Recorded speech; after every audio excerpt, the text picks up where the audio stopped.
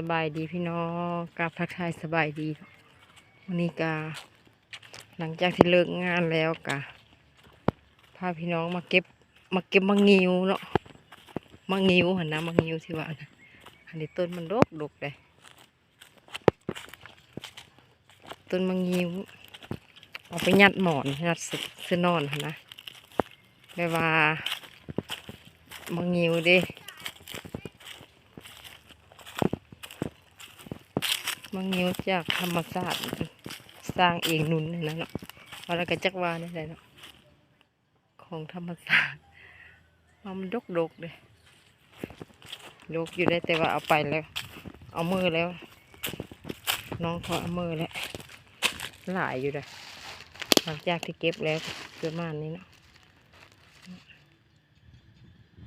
นี่กระสอบเก็บเขาไว้ในกระสอบหลายกระสอบแล้วเอามือบ้านเลยเนาะตอนนี้ก็อยู่ให้อยู่หน้านี่เลยมันเก็บอยู่หน้านี่ตัวนี้ดกเลยมาพี่น้องก็เก็บมาเห็ดมายัดหมอนมายัดหมอนยัดเสื้อนอนนะแบบว่าโบเดนซื้อแต่แพร่แล้วก็มายัดเองนะ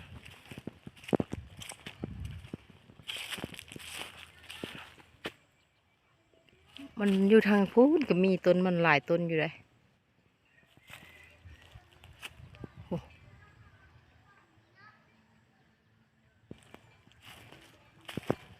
มาเก็บนิ้วพี่น้องกับทักทายสบายดีวัดสุขูสู้คนเด้ออันนี้นะต้นมักตาลนี่ก็อยู่ในหน้านั่นแหละโมมีใครเอาบ่ได้ได้มีแต่น้องทรายแล้วก็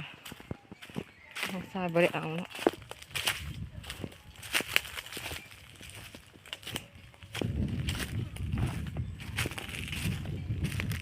มักตาลไม้กับบถึงนี่มันมีหลายต้นอยู่ไหนมีอยู่4-5 ต้นตัวนั้นพันเป็นเนาะ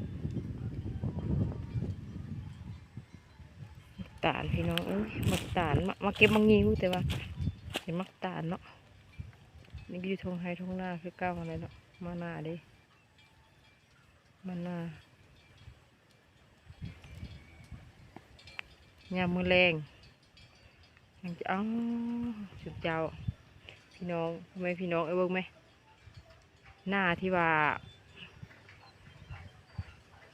เอารถเกี่ยวข้าวนะป้าบอกมันออกมันเฮียได้เนาะมันซ้ำกาเลยเกิดนะอยู่ผู้ที่เขียวๆพุ่นเลยที่เขียวๆพุ่นเลยซ้ำบ่ได้บ่ต้องว่านไม่ก็ได้นี่มันมีแล้วดิมันเฮียเนาะมันเฮนะคันว่าภาษาผู้ไทยเขาว่ามันเฮเนาะมันเฮหลายเลยประเทศนั้นเนาะสมัยนี้กันผู้ใดก็บ่มีเวลาเนาะเลยเอารถมาเกี่ยวแล้วก็มันเฮหลายเพิ่งเข้าเฮแล้วมันเกิดใหม่ต้องก็มาหว่านกาเลย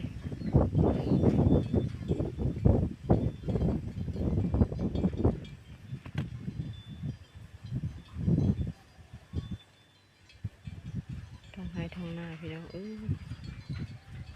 ยามมื้อแรงเช้าไห้เช้าหน้าก็สิประมาณนี้เนาะยามนี้ก็ใกล้สิฮอดยามตกกาอีกแล้วได้แล้วฮอดยามดำหน้าอีกแล้ว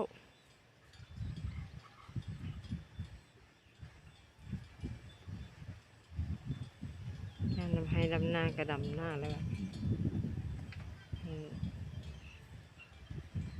ตอนนี้ก็วิสงกรานต์เนาะก็วิสงกรานต์แล้วก็ตกกาแล้วบัดนี้ตกกาแล้วก็บ่ได้อันนั้นแล้วบ่ได้ไปทางไหนแล้วเฝ้ากาได้ซะเนาะงัวควายก็ยังบ่ทันผูกเด้เฝ้ากาแล้วก็ฝนตกฝนยาก็ดำหน้าแล้วบัดนี้อาชีพชาวนาก็แบบนี้แหละหลังสู่ฟ้านาสู่แดด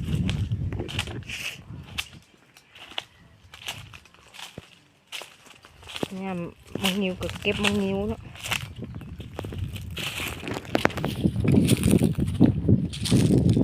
สีไล่ตาน้อยๆนึงเด้อยางพอพี่น้องต้องขออภัยนั่นเลยล่ะ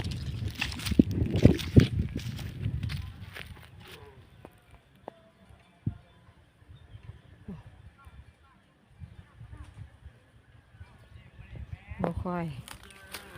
เนี่ยมันแรงมากงูมันมาเองเลยได้งูพี่น้อง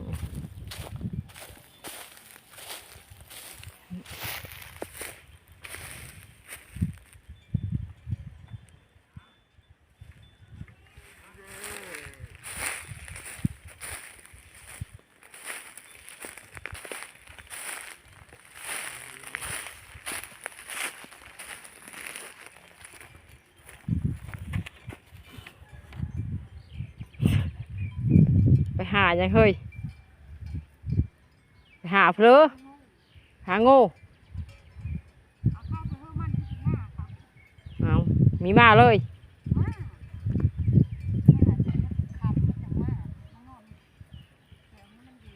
เออ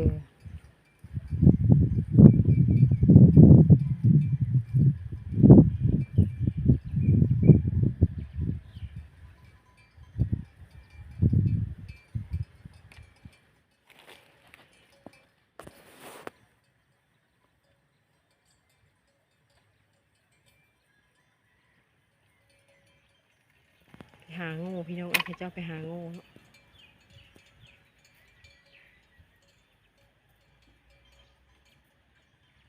เช้ากับบ้านกาพูนละเบิ่งเขียวพุ่นนะเช้ากับกาซื้อๆเนาะ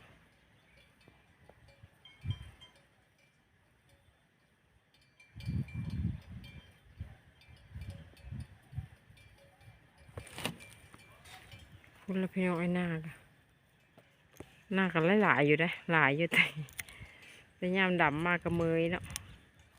หน้าลายกระดำกระเมยฮอนยามดำแล้ว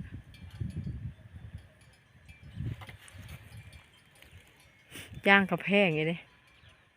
จ้างแพงดำเองกระเมยแบบนี้ไม่อยากจะว่าเลยเก็บมังงิวเก็บมังงิวสวยไม่เท่าสวยแม่เก็บงิ้วแต่ว่ามาสังเกตแล้วก็บ่ได้เก็บงิ้วเลยเนาะมีแต่ มายืนอยู่แถวนี้มันเราอยู่แถวนี้แหละบ่ได้เก็บงิ้วเลยจะได้ก็มืออีกละขอบใจเด้อพี่น้องที่เข้ามาเบิ่งคลิปให้เด้อขอให้ทุกคนเฮงๆปังๆเด้อร่ำรวยๆเด้อบ๊ายบายเด้อ